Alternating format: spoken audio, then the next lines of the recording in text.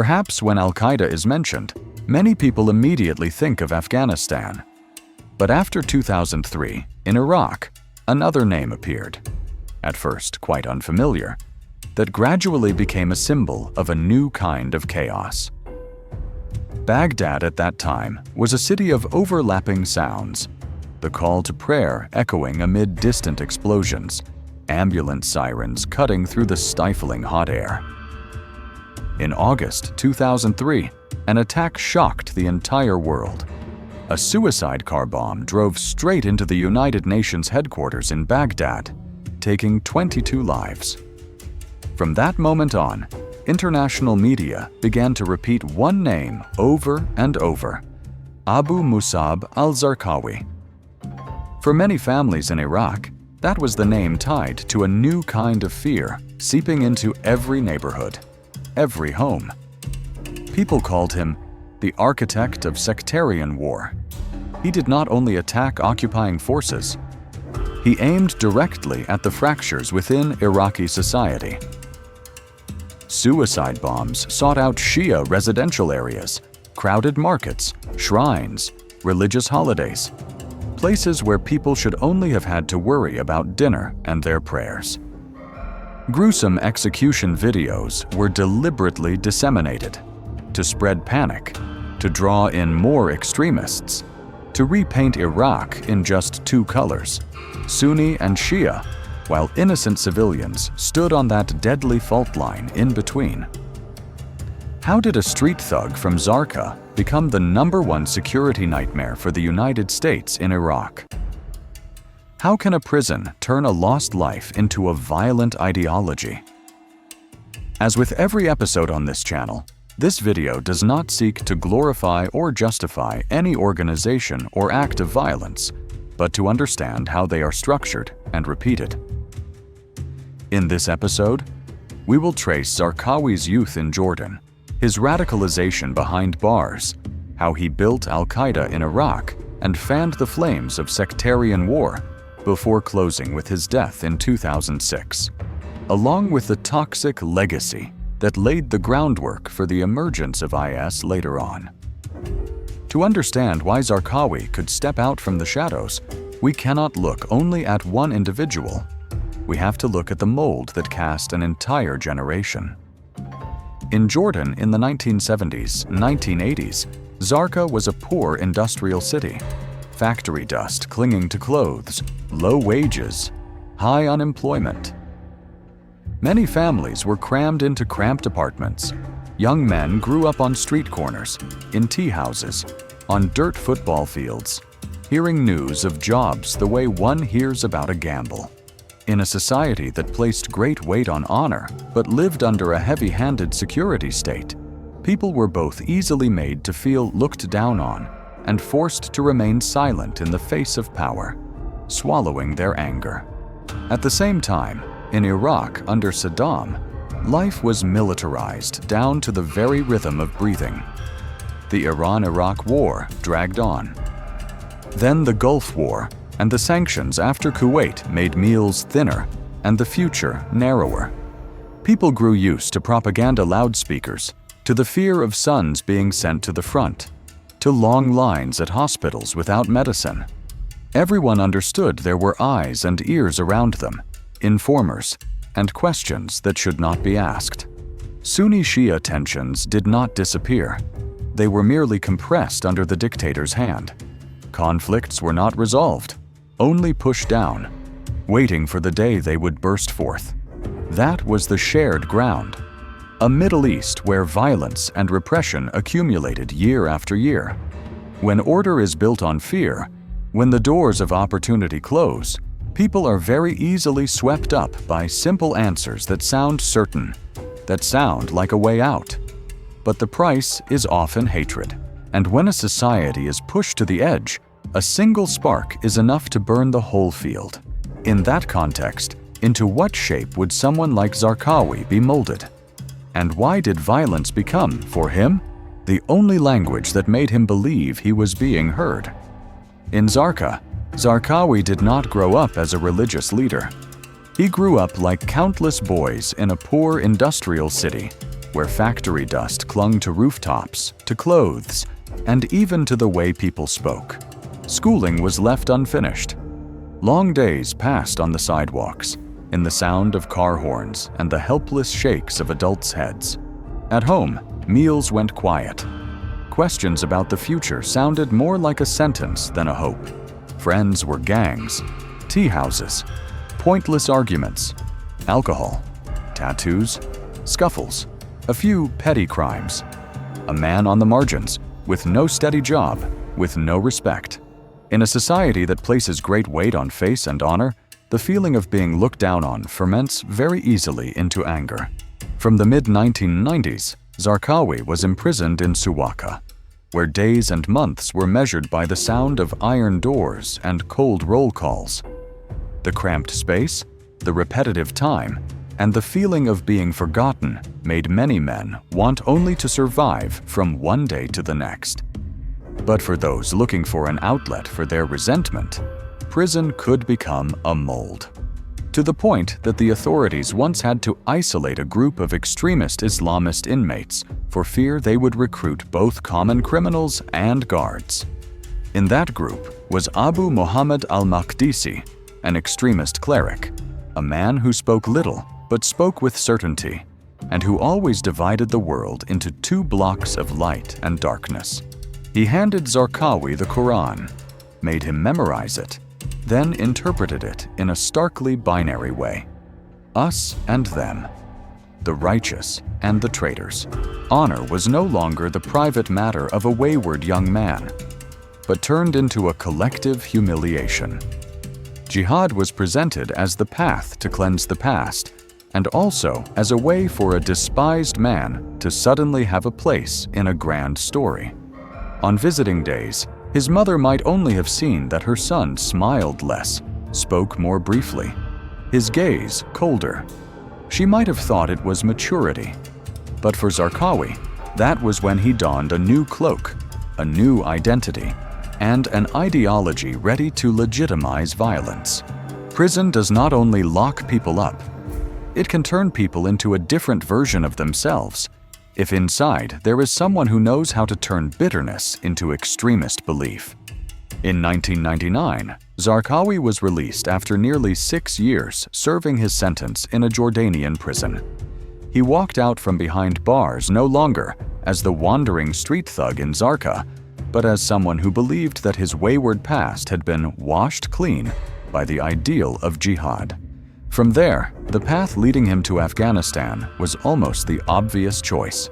At the end of the 1990s, Zarqawi left Jordan and made his way to Afghanistan, where war had become a kind of common language for extremists.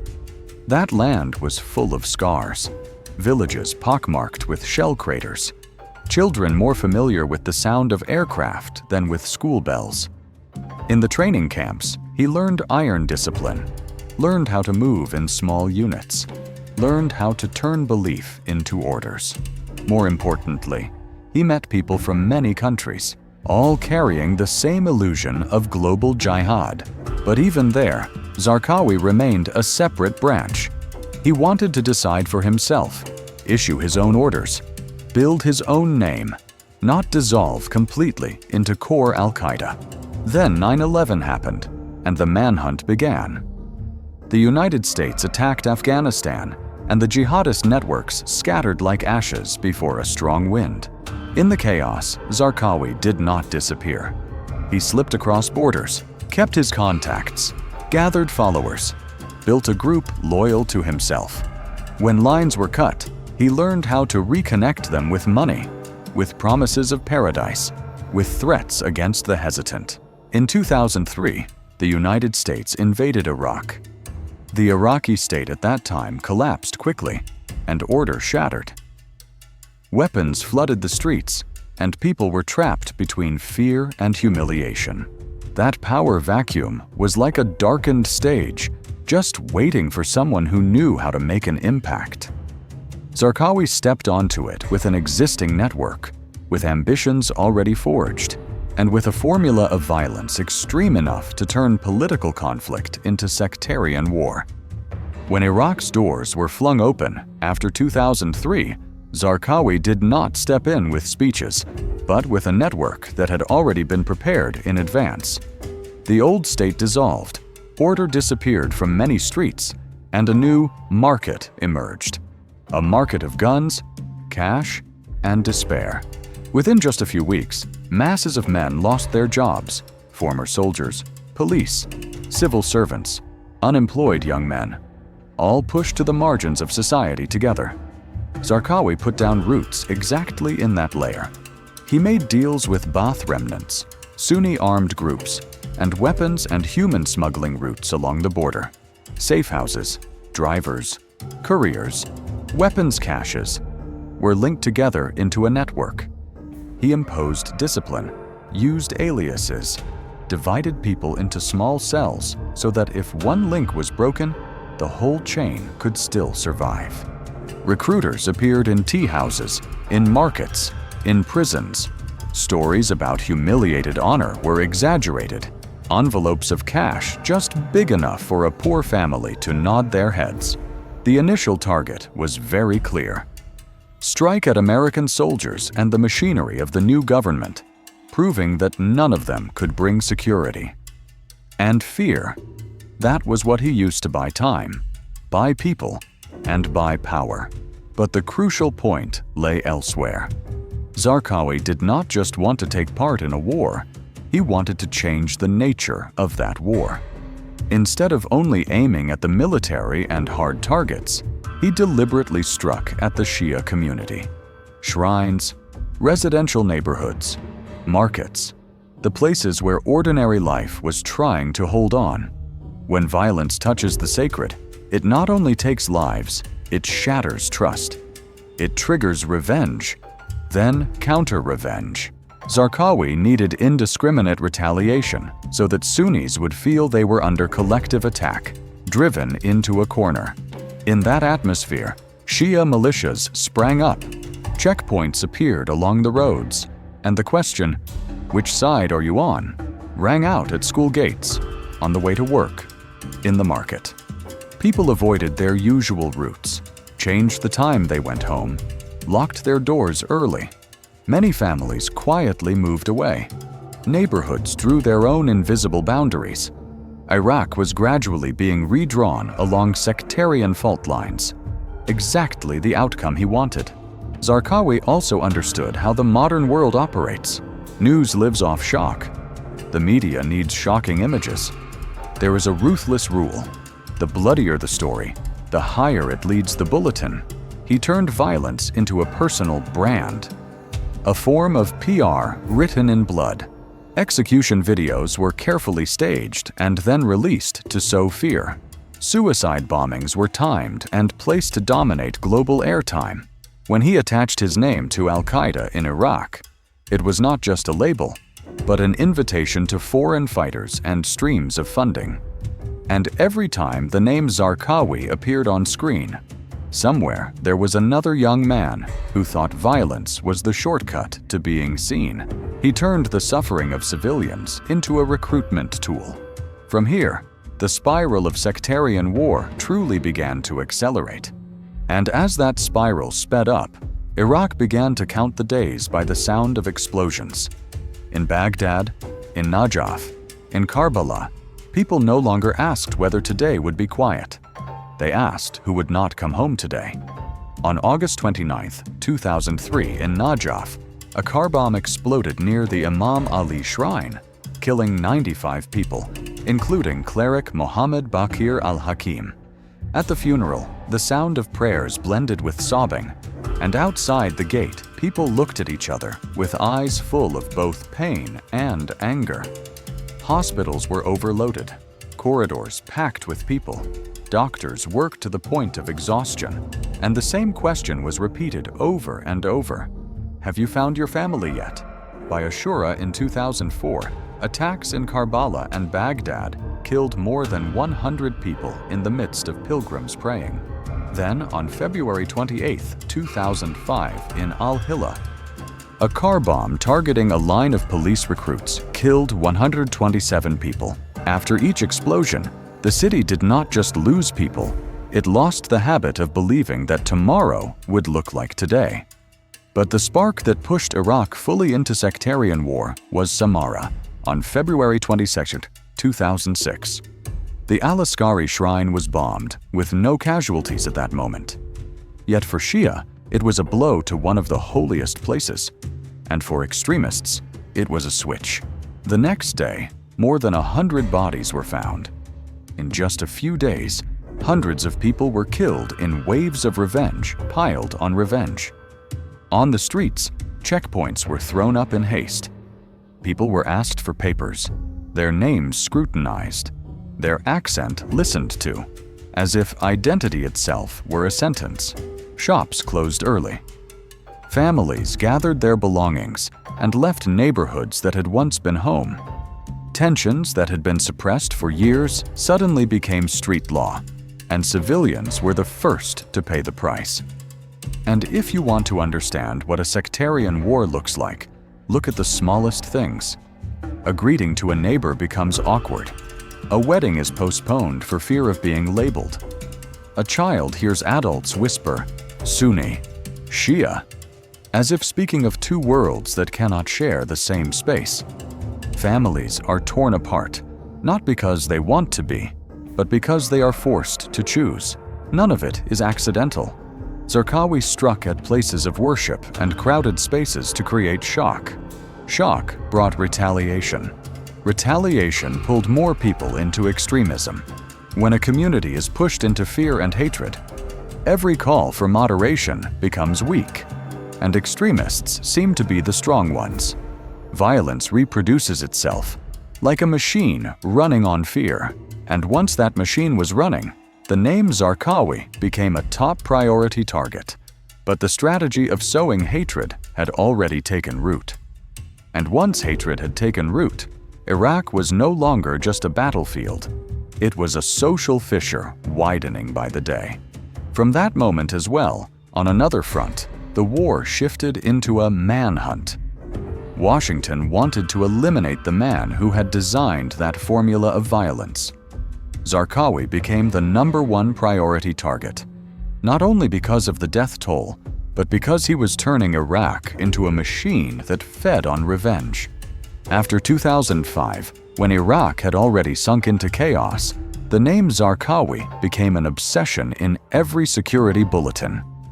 For Washington, he was not only a terrorist leader, but a symbol of the strategy of violence that was fracturing the entire region. The United States and its allies put him at the top of the most wanted list, offering a $25 million reward to anyone who provided information. The intelligence network was expanded. Raids took place every night.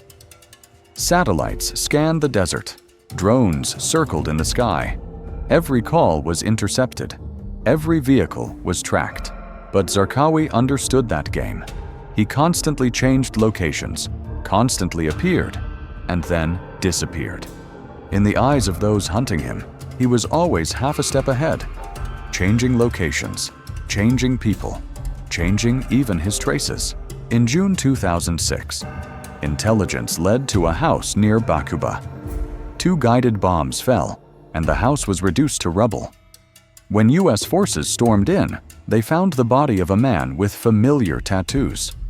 The next day, an American spokesperson announced in front of the cameras, "We have eliminated the most dangerous terrorist leader in Iraq."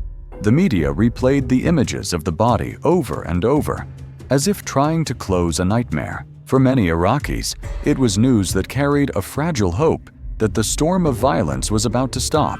But inside them, there was another fear, that when one phantom fell, others would learn how to stand up. And that is exactly what happened. Zarqawi's death closed one chapter, but did not erase the formula he left behind. Al-Qaeda in Iraq quickly changed leaders and shored up its network. Fighters who had been influenced by him continued to sow fear, continued to use religion as a cloak for hatred. When a person turns violence into a legacy, death is only temporary. The seed has already been sown, and only a few years later, it would sprout under a new name, the self-proclaimed Islamic State. Zarqawi died, but the network he built did not. Al-Qaeda in Iraq changed its name, changed its facade, then morphed into ISI, and later into IS. IS did not appear out of nowhere. Suicide bombs, violent videos to sow fear, strikes aimed at gouging deeper the sectarian divide. Each blow was aimed not only at a target, but at the trust between people, making neighbor suspect neighbor, making a neighborhood draw its own boundaries. That was the formula Zarqawi tested in Iraq, then left behind as a toxic legacy. In the previous episode, we mentioned Abu Bakr al-Baghdadi. Here, let us look at the roots of the method. The lesson lies in the most painful place. An individual can turn humiliation and failure into a violent ideology if he meets the right circumstances. When the state collapses, the law fades, the community is humiliated, and a power vacuum opens up. Violence becomes the cheapest promise. It offers a sense of belonging and revenge, gives a nobody a feeling of power. But the price is a dinner table split in two, parents having to teach their children which streets to avoid, a generation growing up with fear. So how do we see Zarqawi? As old news, or as a warning that violence can be built into a brand and passed on to the next in line? If you want Terror Files to keep unpacking these extremist formulas, please subscribe to the channel, leave a comment about what haunts you the most, and share the video. That is how these stories do not get buried in the old news section. See you in the next videos.